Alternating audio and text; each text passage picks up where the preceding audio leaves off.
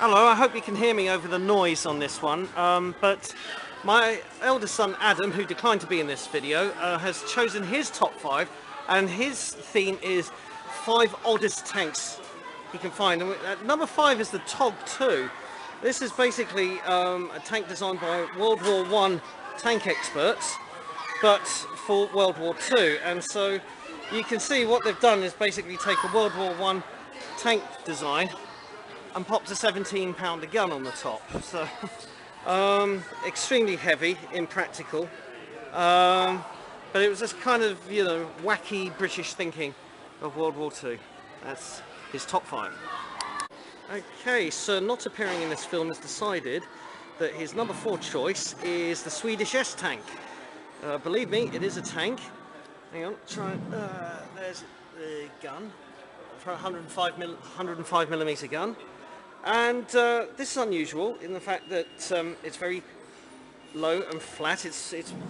They put it on a slight ramp here, so it's tilted upwards, but it's quite a low flat tank. And the Swedish had the idea of this tank would dig itself into the ground with only the barrel pointing up and waiting for Russians to come along.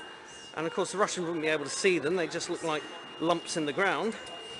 And the Swedish would sit from their little tank cubby holes, shooting at Russian tanks, and then very fast reverse gear so it could get out of trouble very quickly.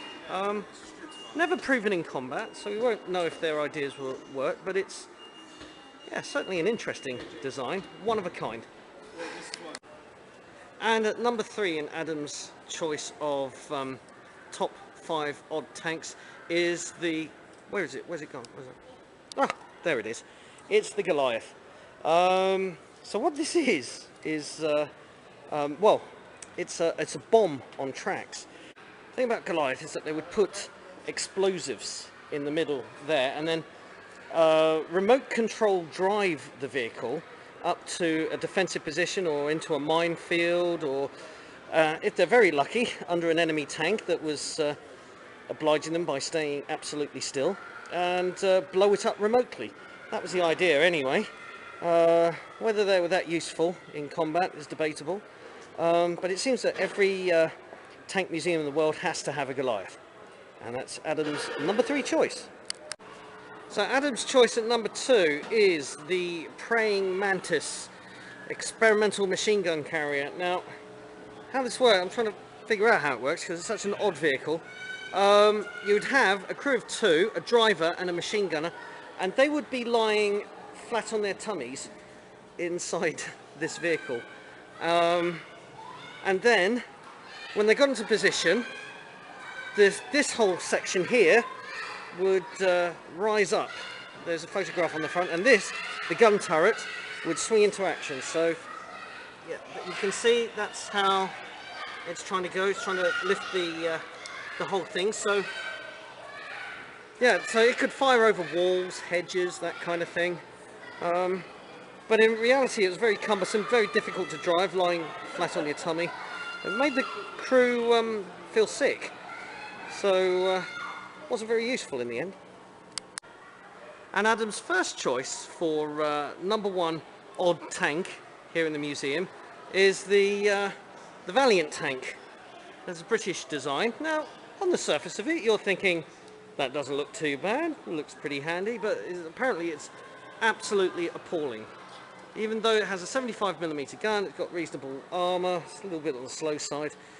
But the problem is that it's pretty unworkable. Smaller turret than a Sherman, or a Cromwell for that matter. Extremely uncomfortable inside, but the main problem is its mobility. I know it's very slow, but the problem's here where the driver is. Now, it was extremely dangerous to drive. It could actually potentially kill the driver. If his foot slipped off the clutch, it would be trapped underneath it, and the only way you could get the driver out is to amputate his leg. Well, it's not a very good design feature.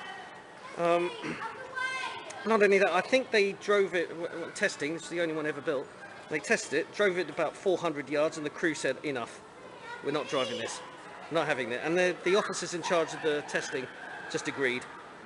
And so it's possibly the tank in this museum that has travelled the least amount of distance. So yeah, looks can be deceiving. This is the worst tank possibly ever designed. And that's Adam's #1 choice in his top 5 tanks.